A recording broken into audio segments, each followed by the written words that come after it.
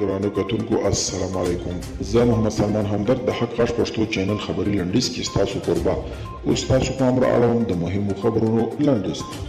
پاکستان وايي طالبان خپلې پریکړې پخپله کوي. د پاکستان د بهرنیو چارو وزیر شاه محمود قریشي ویلي طالبان خپلې پریکړې پخپله کوي او زیاتوي چې موږ به هڅه کوو ترڅو طالبان هغه څه ته حاضر او قانع کړو کوم چې د دوی ملي ګټې نغښتې وي. قریشي همداراز له طالبانو غوښتي چې د سولې روان بهیر جاري وساتي او برخه پکې واخلي.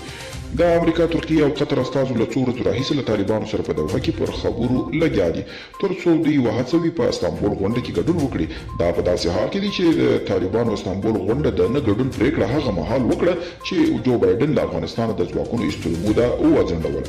د ولسي جرګې د بودیجې او مالي چارو کمیسیون د افغانستان بانک د سرپرست اجمل احمدي لاسلیک غیر قانوني ګرځولی دی او بوریل وایي 1.5 لک روسي سرتیري د اوکراین له پولو سره ځای پر ځای شوي.